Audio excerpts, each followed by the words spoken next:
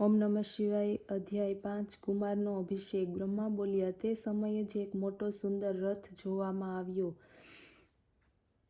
જે વિશ્વકર્માએ બનાવ્યો હતો. તે અત્યંત મનોહર હતો, વેગવાન હતો. પાર્વતીએ તે મોકલ્યો હતો. ચારે બાજુ પાર્ષદોથી ઘેરાયેલો હતો. આ રથ અહીં જ ઉતર્યો. દુઃખી હૃદયે કાર્તિકેય તેના ઉપર આરૂઢ થયા. 6 કૃતિકાઓ વ્યાકુળ થઈ પોતાના કેશપાશને મુક્ત કરીને ત્યાં આવીને ઊભી રહી. તેમણે કહ્યું કે તમે અમારા પુત્ર છો. અમે તમને ઘણું જ વહાલ કર્યું છે. હવે અમે ક્યાં જઈએ, શું કરીએ? એ પ્રમાણે કહેતી તેમણે કાર્તિકેયને હૃદય સરસો ચાપ્યો. પુત્ર વિયોગને કારણે ત્યાં જ તે મૂર્છાધીન થઈ ગઈ. કુમાર તેમને આધ્યાત્મ જ્ઞાન આપી સુખદાયક અને માંગલિક સમય જોઈને પાર્ષદોની સાથે ચાલી નીકળ્યા. વિમાનમાં બેસીને કૃતિકાઓ અને નંદીશ્વરની સાથે કૈલાસમાં આવેલા અક્ષન્ય ગ્રોધ વૃક્ષની પાસે આવ્યા. દેવતાઓએ તેમના આગમનના સમાચાર શિવને આપ્યા. વિષ્ણુ વગેરે દેવતાઓએ અને મહર્ષિઓને સાથે લઈને ગંગાથી ઉત્પન્ન કુમારને જોવાને માટે આવ્યા. શંખનાદ ભેરીનાદ થવા લાગ્યા. દેવતાઓ મહોત્સવ કરવા લાગ્યા. વીરભદ્ર વગેરે અનેક પ્રકારના તાલ લયથી શિવજીની સ્તુતિ કરવા લાગ્યા. બધા જ પ્રસન્ન થયા. જય અને નમઃ શબ્દનો ઉચ્ચાર થઈ રહ્યો. બરુઓની વચ્ચે જન્મેલા શિવપુત્રના દર્શન સર્વ કરી રહ્યા હતા. પાર્વતીને તો ઘણો મોટો આનંદોત્સવ હતો. તેણે મંગલ ઉત્સવ મનાવ્યા. શિવા સાથે દેવતાઓ પણ મહોત્સવ મનાવવા લાગ્યા.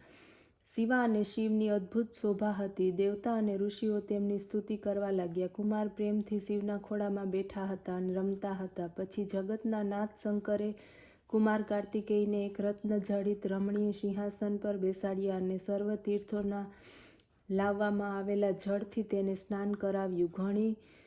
ઘણી પ્રસન્નતાને પ્રાપ્ત કરી પછી વિષ્ણુએ એ રત્નની નિર્માણ મુકુટ, બાજુબંધ, વૈજયંતીમાલા અને પોતાનું ચક્ર પ્રદાન કર્યું. શિવજીએ પણ કુમારને શૂલ, પિનાક, ફરસી, શક્તિ, પાશુપત શાસ્ત્ર, બાણ, સંહારાસ્ત્ર અને પરમ વિદ્યા આટલી વસ્તુ આપી. મેં યજ્ઞોપવિત, વેદમાતા ગાયત્રી, કમંડલ, બ્રહ્મશાસ્ત્ર તથા ચતુર્મર્દન કરનારી વિદ્યા આપી. ઇન્દ્રે પોતાનો ઐરાવત તથા વજ્ર, વરુણે છત્ર તથા રત્નમાલા આપી. સૂર્ય મન સમાન ગમન કરનારો શીઘ્રગામી એક રથ અને કવચ તથા યમરાજે દંડ અને સમુદ્રે અમૃત કલશ લાવીને આપ્યો. કુબેરે પોતાની ગદા આપી. શિવજીએ પોતાનું ત્રિશૂલ આપ્યું. આ પ્રમાણે સર્વ દેવતાઓએ તેમને અનેક પ્રકારના શસ્ત્રો અને ઉપાય આપ્યા. પાર્વતીજીએ ચિરંજીવી રહેવાનો આદેશ આપ્યો. લક્ષ્મીએ દિવ્ય સંપત્તિ અને એક મનોહર હાર આપ્યો. સાવિત્રીએ બધી સિદ્ધિઓ આપી અને અન્ય ઉપસ્થિત દેવીઓએ બાળકના પાલન માટે યથાશક્તિ જે આપવા જેવું હતું તે આપ્યું. ત્યારે બ્રહ્માએ કહ્યું, આ સર્વ ચરિત્રો તો તારકાસુરના વધના કાર્યને માટે આપ કુમારને આજ્ઞા આપો કે અમારી સાથે આવે. ભગવાન શિવે આજ્ઞા આપી. શિવાજ્ઞાથી બધા દેવતાઓએ કુમારને અગ્રણી બનાવ્યા અને તે તરફ ચાલ્યા. આ બાજુ કૈલાસથી બહાર ત્વષ્ટાએ વિષ્ણુની આજ્ઞાથી તે પર્વતની નજીકમાં એક સુંદર નગર બનાવ્યું હતું. સાથે જ કુમારના સ્વયં નિવાસના માટે એક અત્યંત મનોહર અને સુંદર રાજમહેલ બનાવી એક અદ્ભુત સિંહાસન મૂકવામાં આવ્યું હતું. આ રીતે દેવતાઓએ તેમનું સાદર અભિવાદન કર્યું. કુમારે સર્વના સામિત્વનું ગ્રહણ કર્યું. અધ્યાય 6 કુમારનું અદ્ભુત ચરિત્ર. બ્રહ્મા કહેવા લાગ્યા, હે નારદ, ત્યાં સ્થિત કાર્તિકેયને ભક્તિદાયીની કેટલીક કથાઓ સંભળાવી. પછી એક નારદ નામનો બ્રાહ્મણ તેમની ચરણમાં આવ્યો. તે કાર્તિકેયની પાસે જઈને સ્તોત્ર દ્વારા નમ્રતાપૂર્વક સ્તુતિ કરવા લાગ્યો. હે સ્વામી, મારું કલંક દૂર કરો. હું આપની શરણે આવ્યો છું. હું એક અશ્વમેઘ યજ્ઞ કરી રહ્યો હતો. મેં અજ પોતાનું બંધન તોડીને કોણ જાણે ક્યાંય ચાલ્યો ગયો છે. મારા યજ્ઞનો ભંગ થઈ રહ્યો છે, પરંતુ મને આશા છે કે આપ જેવા સ્વામી હોવાથી મારા યજ્ઞનો ભંગ કેવી રીતે થઈ શકે? આપ સંપૂર્ણ વિશ્વના સ્વામી છો. આપને સેવા યોગ્ય સમજીને બધા દેવતાઓ આપની સ્તુતિ કરે છે. આ દેવતાઓના સમ્રાટ અને શિવના પુત્ર છો. ત્યારે તેમની આ પ્રમાણેની પ્રાર્થના સાંભળીને સ્વામી કાર્તિકેય પોતાના વીરબાહુ નામના પ્રધાન ગણને તે બ્રાહ્મણના યજ્ઞને પૂર્ણ કરવાને માટે આજ્ઞા આપી. તે મહાવીર ગણ એ અજને શોધવા માટે ગયો. તેમણે સર્વ બ્રહ્માંડોમાં તેને શોધ્યો, પરંતુ તેનો ઉપદ્રવ તમે સાંભળ્યો અને જાણ્યું કે અહીં તેણે ઉપદ્રવ કર્યો હતો, પરંતુ તેણે તેને પ્રાપ્ત ન કર્યો. ત્યારે કુમારનો ગણ વિષ્ણુલોકમાં ગયો. ત્યાં તેણે જોયું કે મહાબલી ઘણો જ ઉપદ્રવ કરે છે. કુમારના વીરગણે તેને પકડ્યો અને પોતાના સ્વામીની પાસે તેને લઈ આવ્યો. ભગવાન કાર્તિકેય સમગ્ર ત્રિભુવનનો ભાર ધારણ કરી તેના ઉપર ચઢી બેઠા. તે તેમને લઈને ત્રૈલોક્યની પરિક્રમા કરવા લાગ્યા. એક મુહૂર્તમાં જ તેમણે સમસ્ત ત્રૈલોક્યનું પરિભ્રમણ કરી લીધું. પછી આવીને તે ત્યાં જ ઊભો રહ્યો જ્યાંથી તે ભગવાન લઈ ગયો હતો. સ્વામી તેની પીઠ ઉપરથી આસન ઉપર બિરાજ્યા. ત્યાં જ ઊભો હતો. ત્યારે નારદ કાર્તિકેયને કહ્યું કે હે દેવ, આ અજને મને સોંપી દો. હું આનંદપૂર્વક મારો યજ્ઞ પૂર્ણ કરું અને હવે આપ મારી સાથે આવી જ મિત્રતા રાખજો. ત્યારે કાર્તિકેયે કહ્યું, હે પ્રિય નારદ, આ વધને યોગ્ય નથી.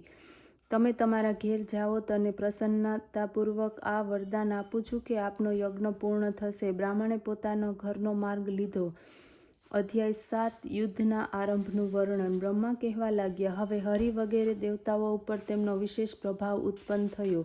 તેઓ તાલ ઠોકીને સિંહનાદ કરવા લાગ્યા. આ બાજુ તારકાસુરે પણ દેવતાઓની સાથે યુદ્ધ કરવા માટે તૈયારીઓ કરી. પછી તે બધા દેવતાઓ કુમારને આગળ કરીને પૃથ્વી અને સાગરના સંગમ સ્થળે આવ્યા. તારકાસુર પણ દૈત્યોની મોટી સેના લઈને ત્યાં ઉપસ્થિત થયો. મેઘના ગડગડાટ જેવી રણદુદુંભી વાગવા લાગી. કર્કશતા અવાજવાળા વાજિંત્રો વાગવા લાગ્યા. પૃથ્વીને કંપાવનાર દૈત્ય અને દેવતાઓના યુદ્ધનો આરંભ થયો.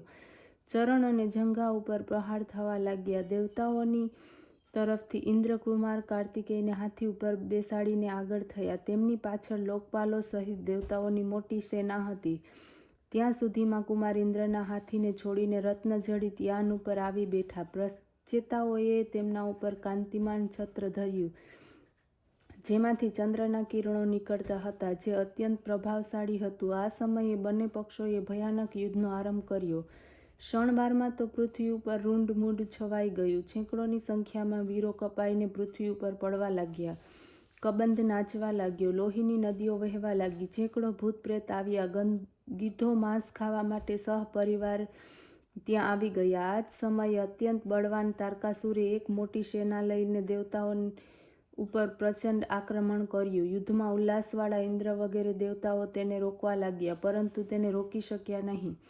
પરિણામે સ્વરૂપે દેવતાઓએ અદ્ભુત પરાક્રમ કરી દૈત્યોનો નાશ કરી મોટું યુદ્ધ કર્યું. તેટલામાં દિતિપુત્ર તારકાસુર એકલા ઇન્દ્રની સાથે યુદ્ધ કરવા લાગ્યા, જાણે કે યમરાજ અને જંભ યુદ્ધ ન કરી રહ્યા હોય. આ જોઈને અન્ય દેવતાઓ પણ દૈત્યોની સાથે અલગ અલગ યુદ્ધ કરવા લાગ્યા. અધ્યાય 8 દેવાસુર યુદ્ધ. બ્રહ્મા બોલ્યા, હે નારદ, જ્યારે આ પ્રમાણે દેવતાઓ અને દૈત્યો વચ્ચે વિનાશ કરનાર યુદ્ધનો આરંભ થયો, ત્યારે દૈત્યરાજ તારકે પોતાના પરમ શક્તિથી ઇન્દ્ર ઉપર પ્રહાર કર્યો, જેના લીધે ઇન્દ્ર ઘાયલ થઈને તત્કાળ ઐરાવત ઉપરથી ગબડી પડ્યા. પોતાના રણ કૌશલ્યને કારણે અસુરોએ બધા જ લોકપાલોને પરાસ્ત કરી દીધા અને અન્ય દેવતાઓને મારીને ભગાડી દીધા. અસુરો વિજયને લીધે સિંહનાદ કરવા લાગ્યા. ચારે બાજુ કોલાહલ મચી ગયો. આ જોઈને વીરભદ્રને ઘણો ક્રોધ આવ્યો. તે વીરગણોથી વીંટળાયેલ તારકાસુરની નજીક પહોંચ્યો. તેને ભીષણ મારવા લાગ્યા. બધા દૈત્યો મળીને તેની સાથે ભીષણ યુદ્ધનો આરંભ કર્યો. ત્રિશૂળ, વૃષ્ટિ, પાશ, ખડગ, ફરસી વગેરે આયુધોથી પ્રયોગ થવા લાગ્યો. આ રીતે વીરભદ્રે ત્રિશૂલ મારીને તારકાસુરને ઘાયલ કર્યો. તે ક્ષણ માત્રને માટે મૂર્છિત થઈને પૃથ્વી ઉપર પડી ગયો. મૂર્છા વળતા તેણે વીરભદ્ર ઉપર પુનઃ પ્રહાર કર્યો.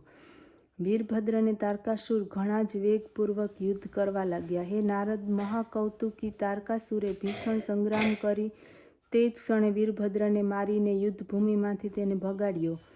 પછી તો તે ઘણા જ ગુસ્સાવાળા અસુરે દેવતાઓ ઉપર પોતાના બાણોનો વરસાદ કર્યો. દેવતાઓ યુદ્ધભૂમિ છોડીને ભાગવા લાગ્યા. હવે તેમને ભાગતા જોઈને સ્વયં વિષ્ણુ પોતાના આયુધોની સાથે તેની સાથે યુદ્ધને માટે આગળ વધ્યા. વિષ્ણુ અને તારકાસુરનું મહાયુદ્ધ થયું. આ રોમહર્ષણ યુદ્ધને બધા જ લોકો ઘણા રસપૂર્વક જોવા લાગ્યા. હરિએ વેગપૂર્વક આવીને દૈત્ય ઉપર પોતાની એક ગદાનો પ્રહાર કર્યો, પરંતુ તે જ ક્ષણે દૈત્ય ત્રિશિખ બાણ મારીને તેના 2 ટુકડા કરી નાખ્યા. ત્યારે ક્રોધે ભરાયેલા ભગવાને પોતાનું સારંગ ધનુષ્ય ઉઠાવ્યું, તેના પર બાણ ચડાવ્યું અને આસુર નાયક ઉપર પ્રહાર કર્યો. અસુરે તે બાણોને વિદારી નાખ્યા. શક્તિપૂર્વક તેણે વિષ્ણુ ઉપર પ્રહાર કર્યો. વિષ્ણુને મૂર્છા આવી, પરંતુ ક્ષણ માત્રમાં ઉઠીને તેમણે પોતાનું સુદર્શન ચક્ર ચલાવ્યું. અસુર ભૂમિ ઉપર પડી ગયો. ફરીથી તે ઉઠ્યો, ચક્ર ઉપર ને વિષ્ણુ ઉપર પ્રહાર કર્યો. અધ્યાય 9 તારકાસુરની વીરતા. બ્રહ્મા કહેવા લાગ્યા, હે નારદ, જ્યારે મેં આ રીતે તારકાસુરને યુદ્ધ કરતો જોયો ત્યારે કુમારની પાસે જઈને હું બોલ્યો કે, હે દેવ, મેં તારકાસુરને વરદાન આપ્યું છે, જેનાથી આ વિષ્ણુ વગેરે કોઈના મારવાથી તે મરવાનો નથી. આપ જ તેની સાથે યુદ્ધ કરો, કારણ કે હે પાર્વતી પુત્ર, આપના વિના બીજા કોઈનાથી તે મરી શકે તેમ નથી. હે નારદ, મારી આ વાણીને સાંભળીને શંકરપુત્ર રથની નીચે ઉતરી પડ્યા. જાણે કોઈ કાંતિમાં તેજસ્વી તારો ન હોય તે પોતાની શક્તિને ધારણ કરી. ત્યારે દેવતાઓને હણનાર તારકાસુરે તેમને જોઈને કહ્યું કે, હે શત્રુઓ ઉપર પ્રહાર કરનાર, તે આ કુમાર છે, પરંતુ હું એકલો જ આ કુમારને ત્યાં વીરો સહિત લોકોપાલોને અને તેમના ગણોને યુદ્ધમાં મારી નાખી શકું તેમ છું. આ પ્રમાણે કહીને તે મહાપરાક્રમી કુમારની તરફ વક્ર દ્રષ્ટિ જોતા પોતાની અદ્ભુત શક્તિને ધારણ કરતો યુદ્ધ કરવા લાગ્યો. પછી દેવતાઓને તે કહેવા લાગ્યો, અરે મૂર્ખ દેવતાઓ, તમે આ સમયે આ બાળકને મારી સામે મૂક્યો છે. આ પ્રમાણે કરતા તમને અને વિષ્ણુને શરમ ન આવી શા માટે આવે? હું જાણું છું કે આ વિષ્ણુ તો સદા સર્વદા નિર્લજ્જ, છલ કરનાર અવૈવિક છે. આ પ્રમાણે કોણ જાણે એને કેટલાય પાપ કે છલ કર્યા હશે. આ ઇન્દ્ર પણ એવો જ છે. જુઓ ને, તેણે આ બાળકને મારી સામે મૂક્યો છે. હવે જો આ બાળક ઉપર મારા દ્વારા પ્રહાર થશે અને તેનો વધ કરવામાં આવશે, તેનું પાપ મને નહીં લાગે. આ બંને જ તે પાપના ભાગી થશે. પરંતુ હે બાળક, તને તો પ્રાણ વહાલા છે ને, જા તું ભાગી જા, હું તને નહીં મારું. ઇન્દ્રને વિષ્ણુની આ નિંદાથી તારકાનું પુણ્ય ક્ષીણ થઈ ગયું. આ સમયે ઇન્દ્રને પોતાનો વ્રજ ચલાવીને તેના ઉપર પ્રહાર કર્યો. તે પૃથ્વી ઉપર પડી ગયો, પરંતુ તત્ક્ષણ રોષપૂર્વક તે ઊભો થયો. ઐરાવત ઉપર આરૂઢ થઈ ઇન્દ્રને પોતાની શક્તિથી તેણે ધરાશય કરી દીધો. ઇન્દ્ર નીચે પડતા દેવતાઓનો હાહાકાર કરવા લાગ્યા. તારકાસુરે ઇન્દ્રને ફરીથી લાત લગાવી.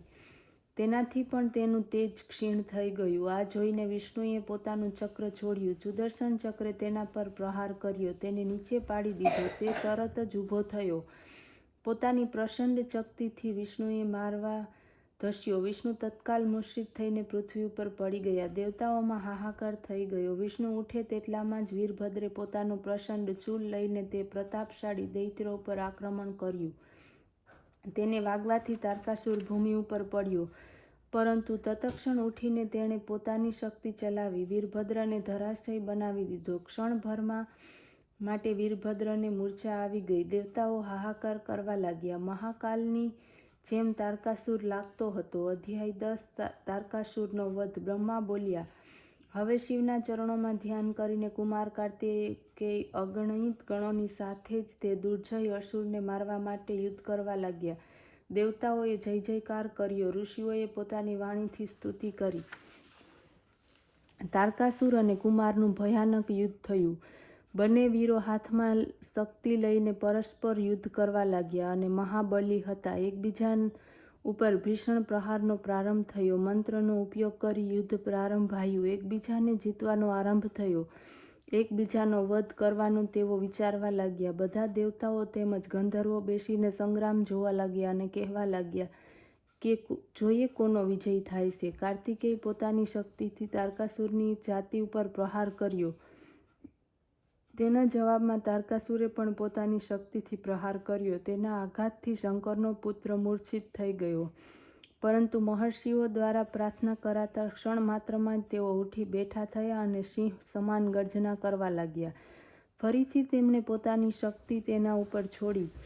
બંનેએ શક્તિથી એકબીજાનું ઉપર પ્રહાર કર્યો. પુનઃ માતા પિતા પાર્વતી શિવજીનું ધ્યાન કરીને મનોમન પ્રણામ કરતા તારકાસુરને મારવાને માટે કુમારે પોતાની બીજી પ્રબળ શક્તિનો સહારો લીધો. તે શક્તિને પ્રયોજી કુમાર તારકાસુરની છાતીમાં પ્રહાર કર્યો.